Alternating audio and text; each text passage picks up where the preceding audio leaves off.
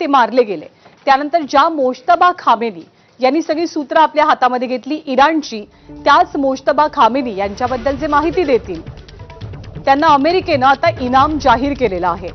केवळ Mojtaba Khamenei नाही तर इतर वरिष्ठ अधिकाऱ्यांच्या विरोधात जे माहिती देतील त्यांना मोठ्या बक्षिसाची घोषणा केली जाते।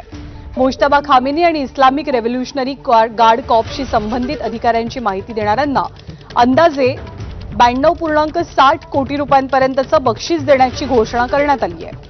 अमेरिकेच्या परराष्ट्र विभागाच्या रिवॉर्ड्स फॉर जस्टिस या कार्यक्रमाअंतर्गत शुक्रवारी ही घोषणा झाली आहे। $1 कोटी म्हणजे जवळपास 100 कोटी रुपयांचं 92 कोटी रुपयांचं बक्षीस माहिती देणाऱ्याला दिलं जाणार आहे।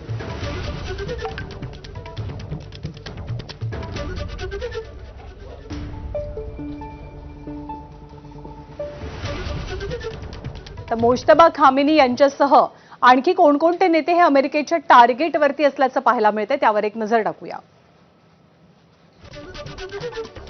10 इराणी नेत्यांवरती $1 कोटी बक्षीस आहे। मोज्तबा खामेनी, त्याचबरोबर मोज्तबा यांचे सल्लागार अली असगर हेजाजी, लष्करचे प्रमुख आहेत, उपप्रमुख आहेत ते, त्याचबरोबर अली लाजिरानी जे राष्ट्रीय सुरक्षा परिषदेचे इराणचे सचिव आहेत।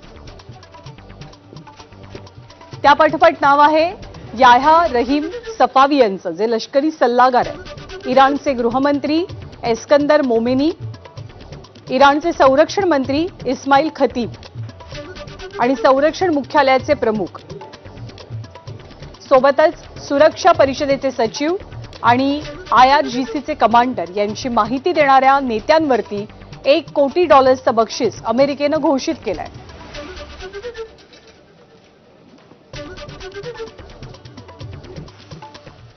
आणि या सगळ्या दरम्यान आणखी एक महत्त्वाची माहिती हाती येते आहे, ती म्हणजे रशियाचे राष्ट्राध्यक्ष व्लादिमीर पुतीन हे मोज्तबा खामेनी यांची भेट घेण्याची शक्यता आहे। या सगळ्या युद्ध परिस्थितीच्या पार्श्वभूमीवरती या दोन नेत्यांच्या भेटीची चर्चा अतिशय महत्त्वपूर्ण मानली जाते। यंदाच्या वर्षी इराणची राजधानी तेहरानमध्ये कॅप्सियन परिषद होते, त्यावेळी पुतीन आणि मोज्तबा खामेनी यांच्यात भेट होणार आहे। दोघांमध्ये चर्चेची ही शक्यता आहे। या परिषदेत एकूण 5 देशांचा सहभाग असेल। इराणचे रशियामध्ये राजदूत काजस जलाली यांनी याची माहिती दिली।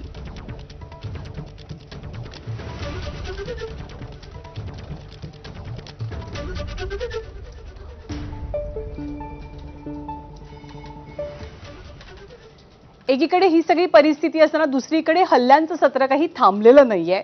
अमेरिकेकडनं इराणवरती किंवा इस्रायलकडनं इराणवरती होणारे जे हल्ले आहेत ते दिवसेंदिवस सातत्यानं वाढत असल्याचं चित्र हे आपल्याला पाहायला मिळतं आहे। हल्ल्यांची तीव्रता